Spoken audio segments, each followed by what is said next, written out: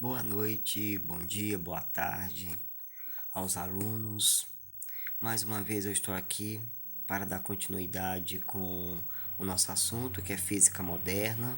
Nós estamos realizando uma microaula com 12 unidades e que essas microaulas serão divididas da primeira à 12ª. E nós estamos hoje com a terceira microaula do assunto de física moderna. O tema de hoje, caros alunos, será sobre o efeito fotoelétrico. Mas falando bem, hoje nós só vamos ter a pequena introdução sobre o efeito fotoelétrico, ok? Nós iremos apenas fazer um breve comentário sobre o efeito fotoelétrico, e as outras três mais aulas que teremos adiante, nós iremos explanar com mais detalhes sobre o que é esse efeito fotoelétrico, como é que se deu, como é que se realiza, que relação que tem a luz com a placa metálica, né? As cores das luzes, né? Então nós vamos falar sobre esses próximos videoaulas que virão. Então bora falar um pouco aqui sobre o efeito fotoelétrico, tá? Eu vou começar aqui com um conceito aqui sobre ele. Então vamos lá. O efeito fotoelétrico ele ocorre quando há emissões de elétron num determinado material. Geralmente esse efeito ele é produzido em materiais metálicos, não todos os materiais metálicos, ok? Os quais são expostos a uma radiação eletromagnética, como a luz. Quando isso acontece, essa radiação ela arranca os elétrons da superfície. Dessa maneira, as ondas eletromagnéticas envolvidas com esse fenômeno transferem energia aos elétrons, ok? O que é que nós observamos aqui? Primeiramente, falando aqui, vamos falar sobre esse elétron, né? Falando do elétron, vamos ver aqui quem foi que descobriu o elétron, né? Que foi o John Thomson, né? Foi ele que descobriu o elétron em 1897. E quem foi que descobriu o efeito? Não, quem descobriu o efeito fotoelétrico, né? O efeito fotoelétrico, quem descobriu foi o Thomas Hentz, né? Ele começou a observar essa placa metálica, né? Ele começou a entender que existia algo diferente.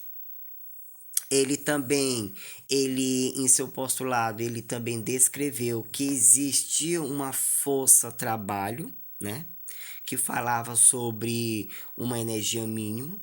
Até então, o que é que os físicos lá no século XIX, já entrando para 1900, eles não conseguiam decifrar, né? Eles achavam que esse efeito fotoelétrico ele estava relacionado com a intensidade da luz, que até então não tinha nada que provava isso. Mas eles acreditavam que isso existia. Por quê? Porque envolvia vários tipos de fonte de luzes, né? Aí então eles começaram a fazer vários tipos de testes com vários tipos de luzes, até chegar numa luz verde. E eles achavam e notaram que a luz verde, ao entrar em contato com essa placa metálica, conseguia realizar esse efeito, sendo que as outras demais luzes anteriores não acontecia nada. Aí eles começaram a observar que isso daí não tinha nada a ver com a intensidade, ok? Da luz. A luz, lembrando que ela se comporta de duas formas, ela pode ser onda ou partícula, vai depender do conceito que você esteja estudando e de que forma você está utilizando ela. Então, o Hertz, ele conseguiu fazer várias demonstrações, tá? Sobre o efeito fotoelétrico, demonstrações brilhantes sobre o contato da luz com a placa, tudo mais. Mas até então, o que não tinha era algo que explicasse sobre esse fenômeno do efeito fotoelétrico. Como que ocorria, né? Essa forma dessa fonte chegar a esse elétron ser injetado dessa placa, né?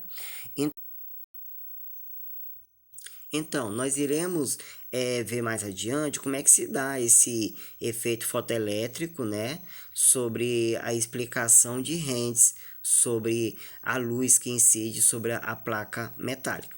Mas antes disso, Lenard, em 1903, ele também utilizando como fonte luminosa um arco de carbono, ok? Variando a intensidade da luz. Ele provou que a energia dos elétrons, eles não dependia da intensidade da luz.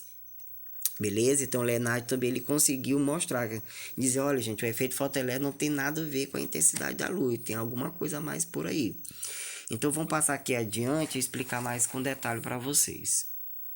Ó, o que é o efeito fotoelétrico? O efeito fotoelétrico ele consiste na emissão de partículas carregadas de elétrons e íons, que são os fótons, de um meio material qualquer que absorve a radiação eletromagnética, que é a luz visível, a ultravioleta e os raios-x.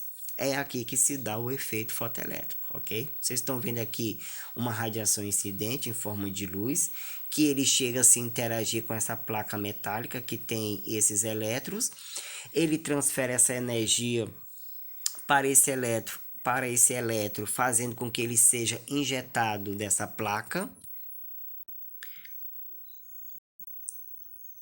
Em termos de demonstração, o Hentz ele conseguiu demonstrar perfeitamente sobre o que era o efeito fotoelétrico, ok?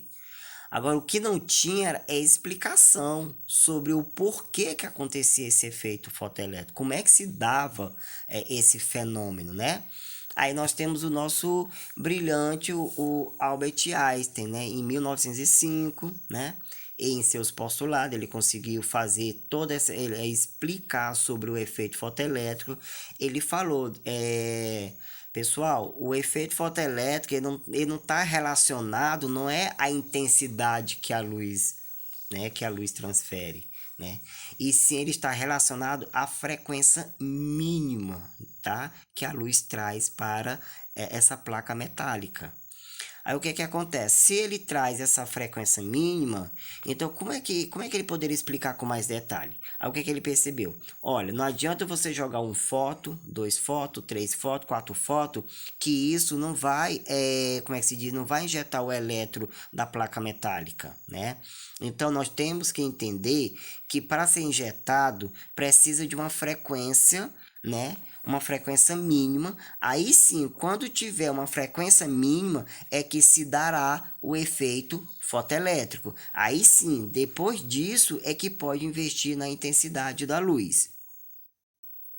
E por Albert Einstein ter explicado sobre o efeito fotoelétrico, ele fez com que ele mexesse com a cabeça dos cientistas, né? Porque naquela época ele estava muito focado sobre como é que isso acontece, como é que a luz vai fazer com que retire um elétron da matéria, né?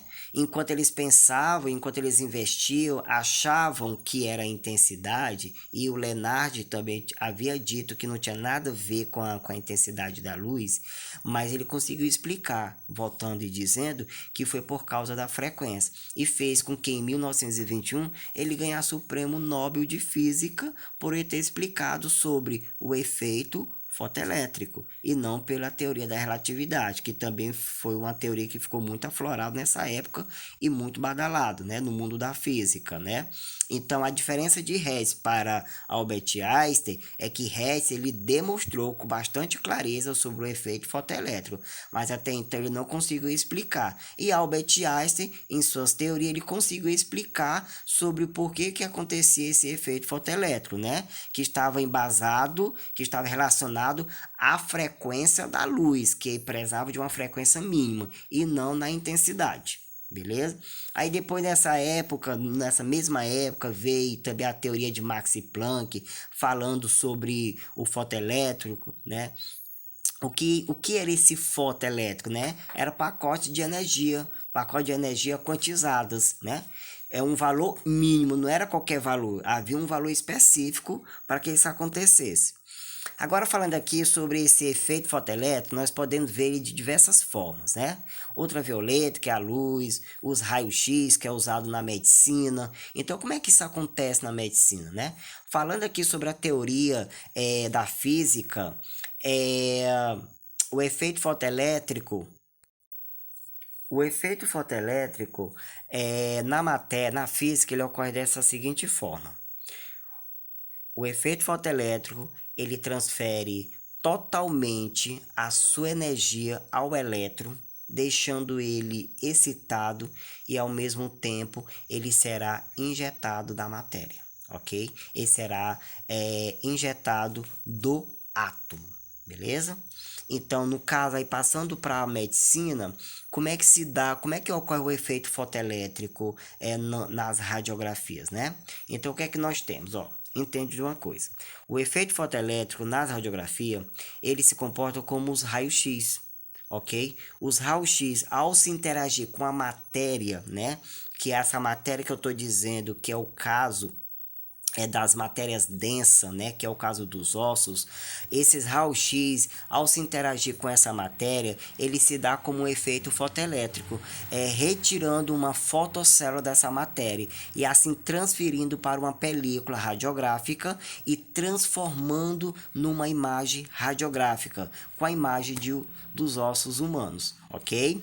Então, na medicina, esse efeito fotoelétrico ele se dá com os raios-x. E esses raios-x, ao se interagir com a matéria humana, que é o caso dos ossos, se dará sobre as imagens radiográficas.